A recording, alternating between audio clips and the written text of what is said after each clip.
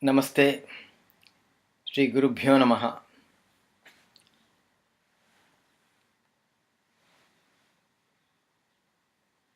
I actually wanted to resist the temptation of again talking about the craze for Guinness record.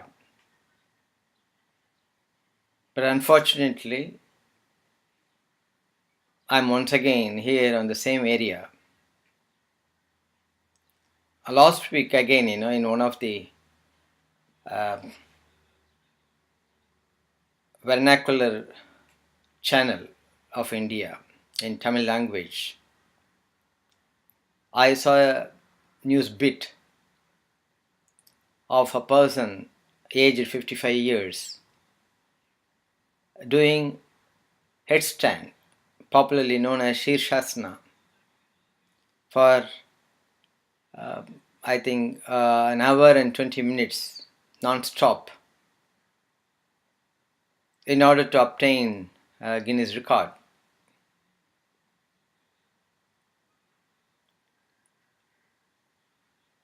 I'm sure most of the people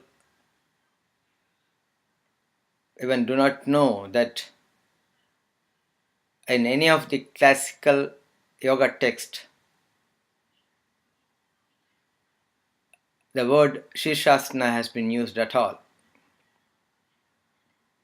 What I mean to say, you don't have any description of an asana called Shirshasana in classical text. When I mean classical text, I talk about Hatha Yoga Pradipika, Siva Samhita, Gharanda Samigdha, Goraksha. Of course, not to speak of Patanjali's Yoga Sutra, where there is not at all a description of Yogasana throughout 195 sutras.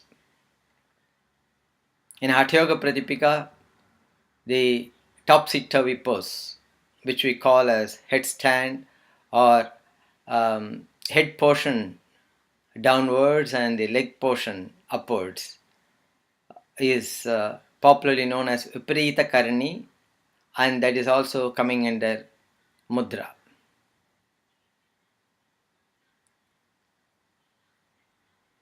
And the way it has been explained there, the efficacy of this particular asana, mostly in a very esoteric sense, and if we believe those kind of ideas,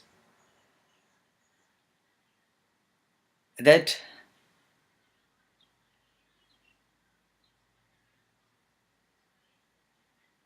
the Agni, the fire element in the body, which is always upwards, because the flame always goes upwards,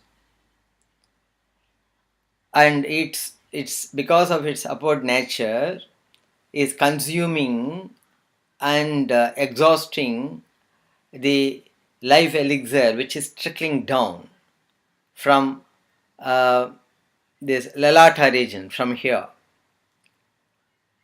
So in order to arrest that, so when you go topsy-turvy, the amritam, which has a natural tendency, the liquid always goes down. So the whole process is reverse. Amritam trickle down inside the system. At the same time, fire, which is always upwards, continues to be upwards in a reverse way, which in effect the amritam is preserved, and the fire, which is reverse inversely, it fires the impurities which are and the fire is directed towards the lower abdomen region, which is known as apana region, which is the seat of all the impurities. So these impurities are destroyed. So this is the esoteric implication of the whole thing.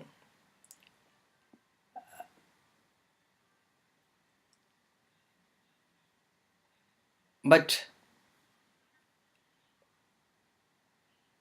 it has to be done properly under the care of a teacher, and the neck has to be prepared properly, because the neck, which has been designed by nature to carry the load of this head, the skull, and all that is attached to it, has to carry the weight of the entire body. And once after doing that, we'll have to do those kind of things which will balance the negative effects of this kind of inverted position.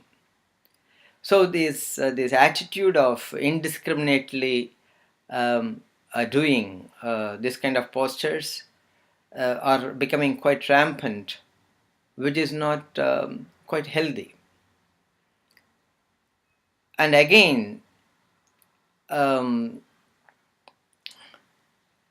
there's a general belief that if you stand upside down, the blood flows to the brain and it enriches the function of the brain.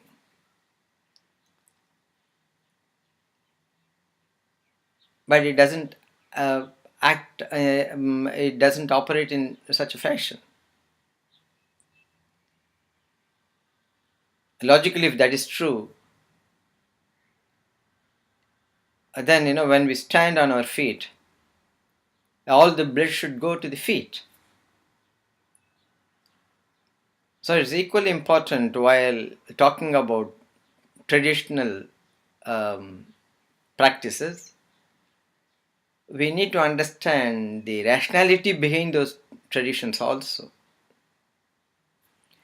In fact, my teacher, Sri T.K. Videshkachar, in a lighter vein, will always say, in yoga, we help people to learn to stand properly on their feet, down, than on their head.